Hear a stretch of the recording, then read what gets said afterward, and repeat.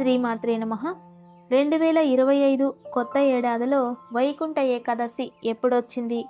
తిరుమలలో ఉత్తర ద్వారం దర్శనం ఎన్ని రోజులు అనే విషయాలను ఇప్పుడు మనం తెలుసుకుందాం. పుష్యమాసంలో శుక్లపక్షంలో వచ్చే ఏకాదశిని వైకుంఠ ఏకాదశి లేదా తొలి ఏకాదశి అంటారు. ఈ నేపథ్యంలో జనవరిలో వైకుంఠ ఏకాదశి ఎప్పుడొచ్చింది? పూజా విధానం, ప్రాముఖ్యతలేమిటో తెలుసుకుందాం. ఏకాదశి తిథి ఎంతో ముఖ్యమైనది. ఈ పవిత్రమైన రోజున ఉపవాస దీక్షను ఆచరించడం వల్ల సకల పాపాలు తొలగిపోతాయని భక్తుల విశ్వాసం.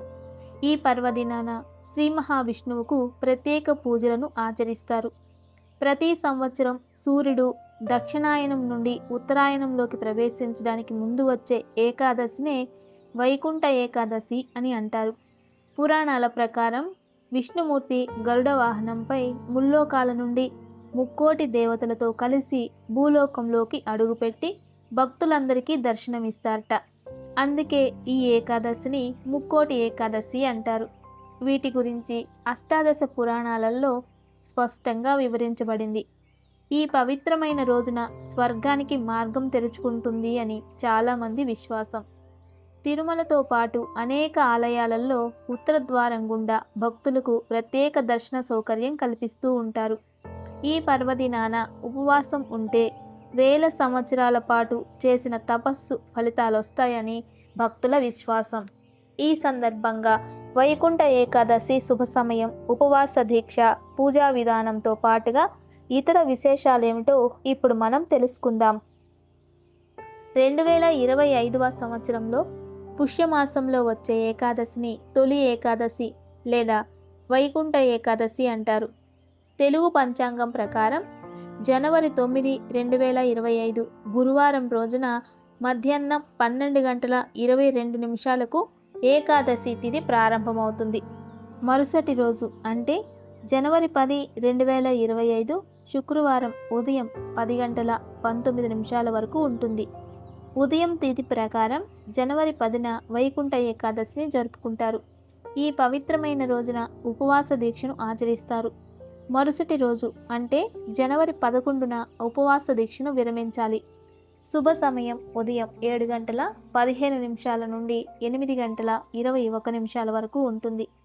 తిరుమలలోనూ జనవరి 10వ తేదీ నుండి జనవరి 19వ తేదీ వరకు ఉత్తర ద్వార దర్శనం అవకాశం కల్పించనున్నారు. ఎవరైనా మోక్షం పొందాలి అంటే ఉత్తర ద్వార దర్శనం చేసుకోవాలని పండితులు చెబుతారు.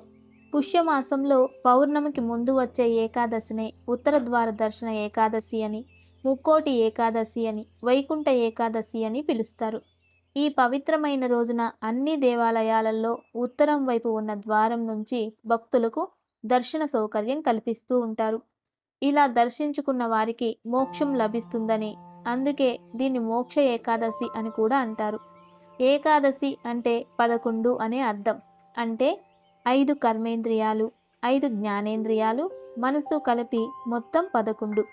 వీటిపై నియంత్రణ ఉంచుకుని వ్రతదీక్షను చేయడమే ఏకాదశి అని అర్థం. వైకుంఠ ఏకాదశి రోజున సూర్యోదయం కంటే ముందే నిద్రలేచి స్నానం చేయాలి. ఉపవాస వ్రతం ప్రారంభించి మీ ఇంట్లోని పూజా మందిరంలో విష్ణుమూర్తి ఫోటో లేదా విగ్రహం ఎదుట నెయ్యి దీపం వెలిగించి ధ్యానం చేయాలి. విష్ణు పూజ చేసే సమయంలో తులసి, పుష్పాలు, గంగాజలం, పంచామృతం చేర్చాలి. సాయంకాలం వేళ తాజా పండ్లను తినచ్చు. ఏకాదశి మరుసటి రోజున అవసరమైన వారికి ఆహారం అందించాలి.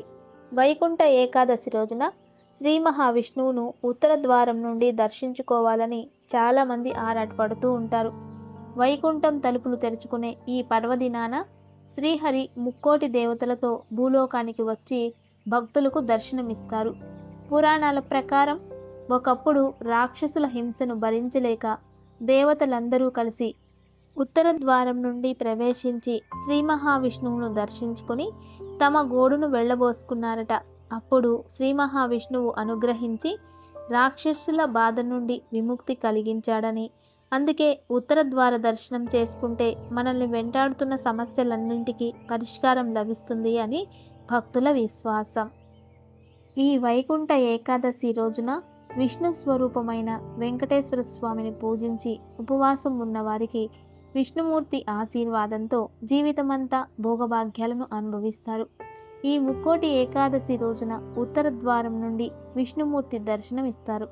కేవలం ఈ వైకుంఠ ఏకాదశి రోజున మాత్రమే స్వామివారి ఉత్తర ద్వారం తెరుచుకుంటుంది.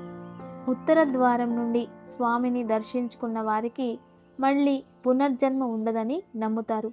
జనవరి 10వ తేదీన శుక్రవారం నాడు స్త్రీలు ఉదయాన్నే నిద్రలేచి తలస్నానం చేసి ఇల్లంతా శుభ్రం చేసుకొని ఇంట్లో పసుపు నీళ్లు చల్లుకొని ఇంటి గుమ్మానికి కుంకుమ బొట్లతో అలంకరించి పూజను ప్రారంభించాలి. ఈ వైకుంఠ ఏకాదశి రోజున విష్ణు స్వరూపమైన వెంకటేశ్వర స్వామిని పూజించాలి. అలాగే సంపదలకు దేవతైన లక్ష్మీదేవిని పూజించాలి. కాబట్టి మీ పూజ గదిలో ఉన్న వెంకటేశ్వర స్వామి పటానికి అలాగే లక్ష్మీదేవి ఫోటోకి గంధం రాసి కుంకుమ బొట్లు పెట్టి పూలతో నిండుగా అలంకరించుకోవాలి. ఈ రోజున పూజ చేసేవారు గులాబీ పుష్పాలతో స్వామివారిని పూజిస్తే రెట్టింపు పుణ్యఫలితం ప్రాప్తిస్తుంది. తులసి దళాలంటే స్వామివారికి చాలా ప్రీతికరమైనవి. కాబట్టి వైకుంఠ ఏకాదశి రోజున ఒక తులసి మాలను తయారు చేసి స్వామివారి పటానికి అలంకరించాలి. ఈ ఏకాదశి రోజున ఎవరైతే తులసి దళాలను స్వామివారికి సమర్పిస్తారో అలాంటి వారికి విష్ణుమూర్తి అనుగ్రహం సంపూర్ణంగా లభిస్తుంది. ఈ రోజున పూజ చేసేవారు ఆవు నెయ్యితోనే దీపారాధన చేయాలి. విశేషంగా ఈ రోజున పూజ చేసేటప్పుడు 2 దీపాలను ఖచ్చితంగా వెలిగించాలి. మట్టి ప్రమిదలో కానీ పిండి ప్రమిదలో కానీ దీపారాధన చేయడం రెట్టింపు పుణ్య ఫలితాలను ఇస్తుంది. ఇక పూజలో నైవేద్యంగా బెల్లం పానకాన్ని వడపప్పును నివేదించాలి. ఇలా స్వామివారికి పూజ చేసేటప్పుడు ఓం గోవిందాయ నమః అనే మంత్రాన్ని 21 సార్లు కానీ లేదా 108 సార్లు కానీ జపించాలి.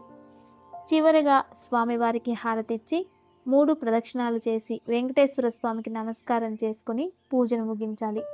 ఇలా ఇంట్లో దీపారాధన చేసుకుని వెంకటేశ్వర స్వామి ఆలయానికి వెళ్ళండి.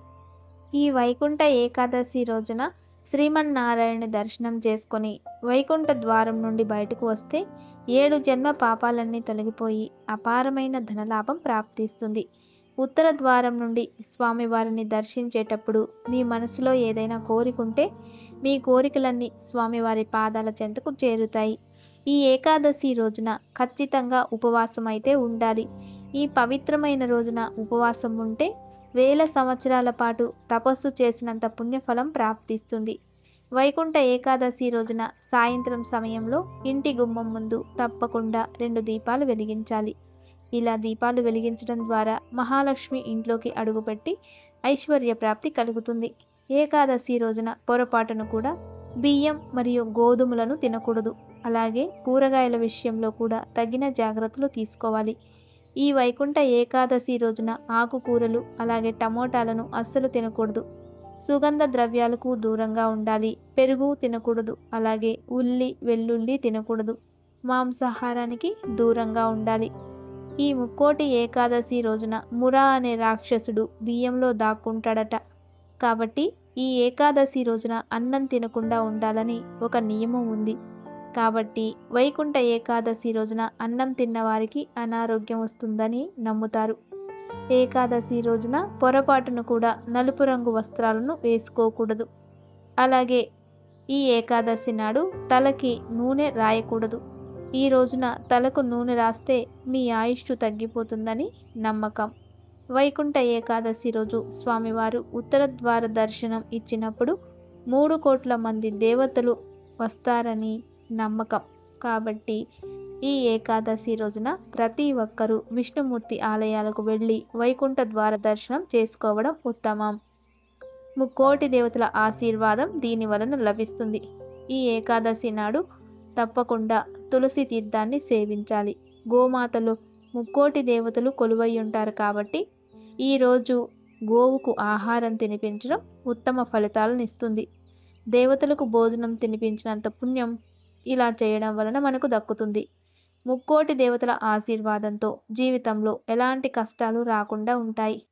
వైకుంఠ ఏకాదశి రోజున ఉదయాన్నే నిద్ర లేవాలి. పొరపాటును కూడా ఆలస్యంగా నిద్ర లేవకండి. ఈ రోజున ఎవరైతే ఆలస్యంగా నిద్రలేస్తారో అలాంటి ఇళ్లల్లో దరిద్ర దేవత నివసిస్తుందట. మధ్యాహ్న సమయంలో అస్సలు నిద్రపోకూడదు.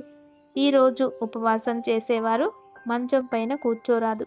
అలాగే ఈ రోజున పొరపాటున కూడా తులసి ఆకులను కోయకూడదు. ఈ వైకుంఠ ఏకాదశి రోజున ఎవరితోనూ అబద్ధాలు చెప్పడం, గొడవ పడడం చేయకూడదు. తులసి మొక్క దగ్గర ఒక నెయ్యి దీపం వెలిగించి తులసి మాతకు నమస్కారం చేస్తే విపరీతమైన సంపద మీ ఇంటికి ప్రాప్తిస్తుంది. ఈ వైకుంఠ ఏకాదశి రోజున తప్పక అందరూ కూడా ఉత్తర ద్వార దర్శనం చేసుకోవడం శుభ ఫలితాలను ఇస్తుంది. నమస్తే.